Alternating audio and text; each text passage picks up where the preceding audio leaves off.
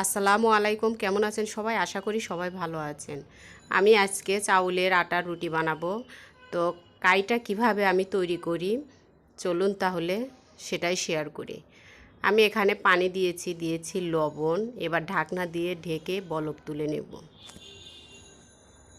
বলক এসে গেছে। এখন আমি একটু করে চাউলের গুঁড়ি দেব আর নাড়তে থাকবো। এভাবেই আমি কাইটা করে নেব।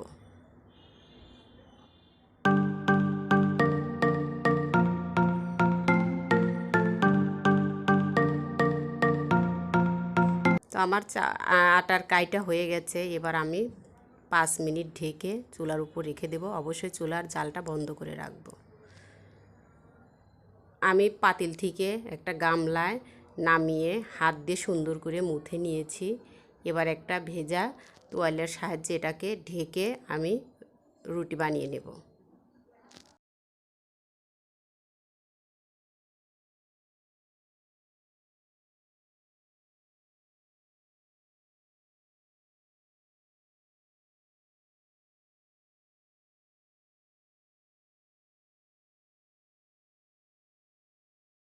আমার সবগুলো রুটি বানানো হয়ে গেছে। এবার রুটিগুলো আমি ভেজে নেব।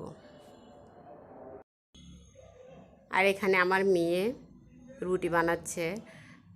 আমাকে বলল যে আম্মু আমাকে একটু দাও, আমি বানাবো। তো আমি বানানোর শেষে আমি অল্প একটু আটা রেখে দিয়েছিলাম, সেই আটাটা দিয়ে সে বানাচ্ছে। মানে প্রায় আমি যখনই রুটি বানাতে যাই সে তখনই আমার কাছ থেকে একটু করে নিবে আর নিজে নিজে এভাবে চেষ্টা করবে।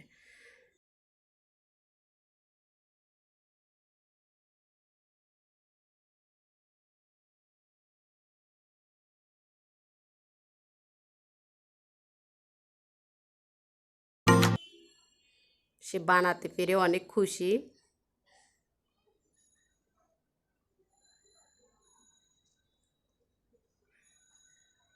কিভাবে তার আম্মু বানায় সে ফলো করে এভাবে নিজে নিজে চেষ্টা করে।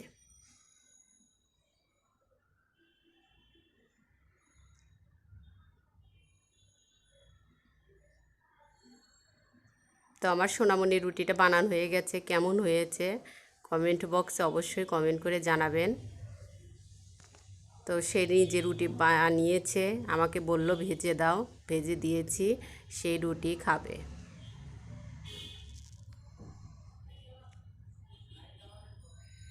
নিজে হাত দিয়ে রুটি বানা সে নিজে নিজেই খাচ্ছে।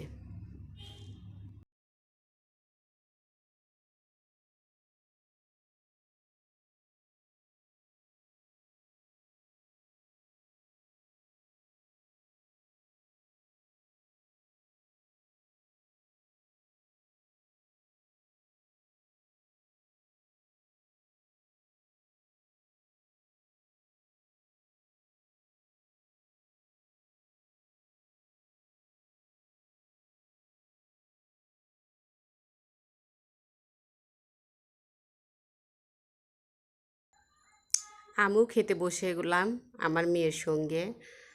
তো আমি এখানে 3টা রুটি নিয়ে নিচ্ছি আর বাকিগুলা রেখে দিলাম। এবার আপনাদের সঙ্গে খেতে বসে গেলাম।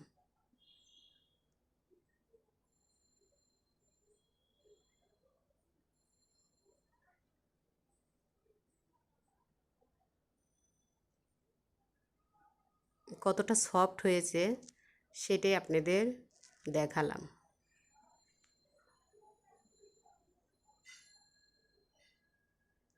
একদম নরম তুলতুলে রুটি হয়েছে। আর দেখুন একটু লাল হয়নি, রুটিগুলো অনেক সাদা হয়েছে আর খেতে দারুণ মজার হয়েছে। আপনারা চাইলে এভাবে বানিয়ে খেতে পারেন, অবশ্য ভালো লাগবে। তো খেতে খেতে বিদায় নিয়ে নিচ্ছি। যে যেখানে থাকবেন ভালো থাকবেন, সুস্থ থাকবেন, নিরাপদে থাকবেন, পরিবারের সবাইকে নিরাপদে রাখবেন, আমাদের জন্য দোয়া রাখবেন। আজ এখানেই, আল্লাহ হাফেজ।